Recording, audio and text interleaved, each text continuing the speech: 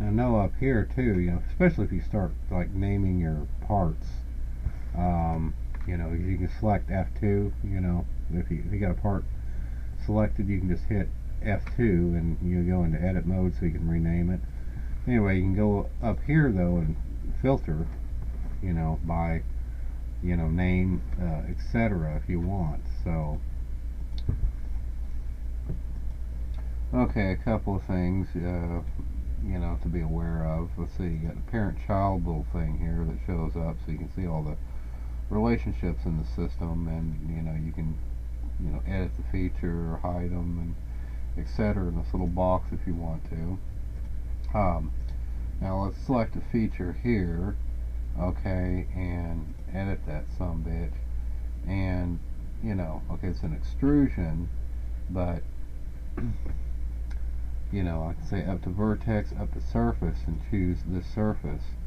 Okay, and that's pretty much what that does. So I've been wondering what these are really used for. Offset from surface by I don't want to do that. Oops.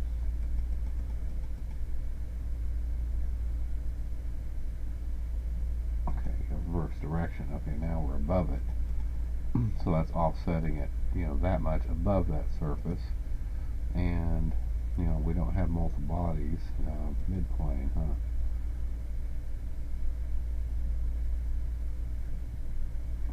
Selected contours.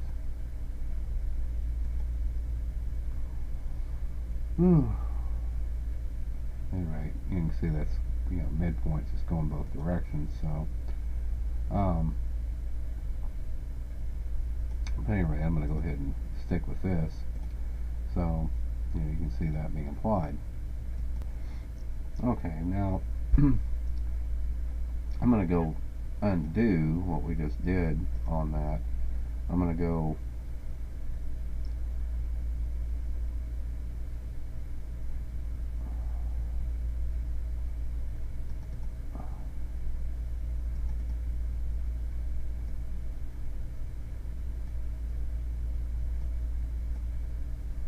okay, now if you noticed, there's a scale. Okay, now if these green cursors show up, that increments to the more minor scale. If you come out here, you can see the cursors increment to the more major scale, but only when that, those green arrows show up. So, that allows me to change my incremental value coarsely versus finely. It's a little tricky to use, but it does allow for precision, as opposed to just being out here and being able to arbitrarily choose it to pretty much any distance. So anyway, so that's kind of cool.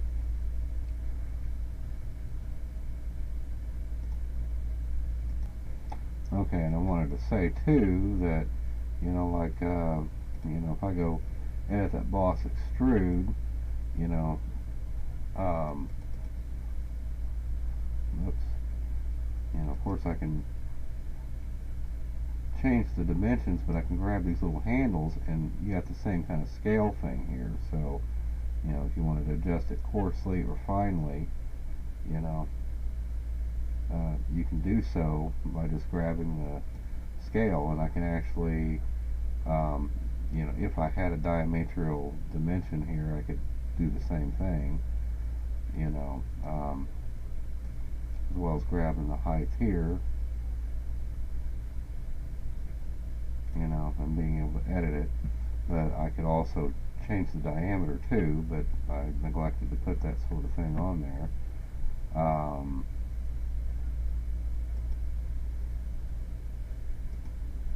So I'll go do that right now, I guess. Oops.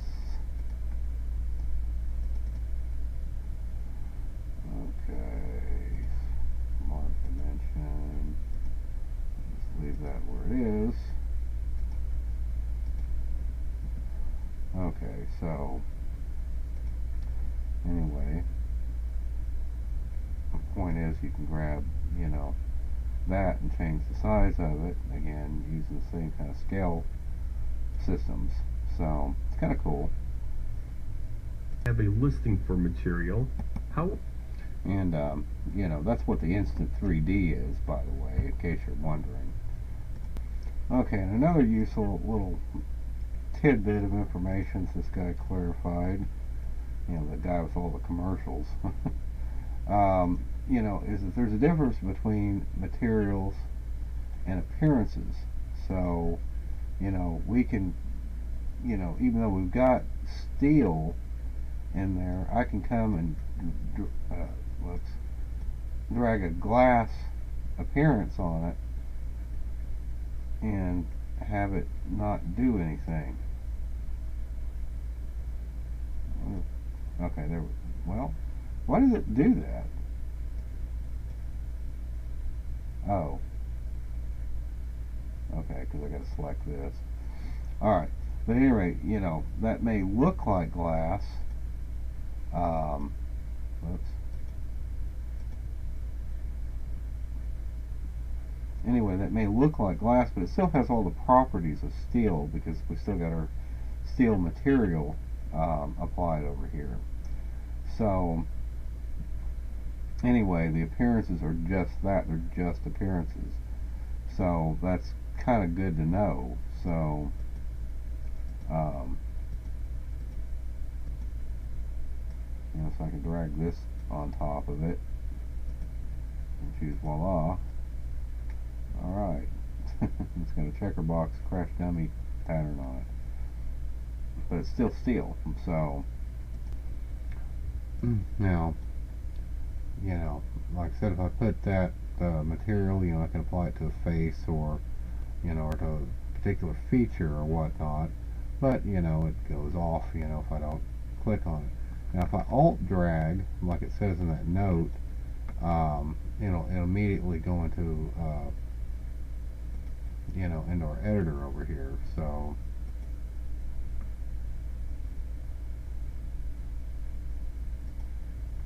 if you can stop out of it. Okay, this measure tool, you know, especially if you roll this thing down, it's actually pretty handy, you know, because it can actually, I selected these two edges here. It says, basically, it tells me if they're parallel, what the distance is, etc. And, you know, you can select, you know, hit clear, and, you know, select something like a hole, and it'll tell you, you know, like its perimeter, diameter, you know, an area, and so forth.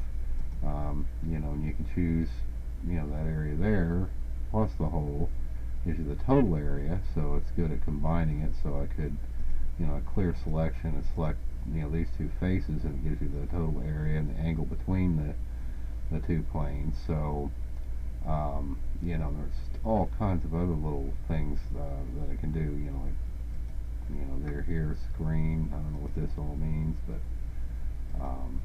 you know, coordinate system 1, parts origin. You know, we can base it off of. You know, units and precision, so we can set our units independent of the, you know, system. Arc circle measurement. You know, we can come up here and, you know, like I said, set our custom units like we did in the mass properties thing. And a measurement history, you know, create sensor. I don't know what that's all about. I'm sure it has something to do with, sounds vaguely familiar, but, you know, you can look at your history of measurements. So anyway, it's a pretty neat little tool. You might want to check it out.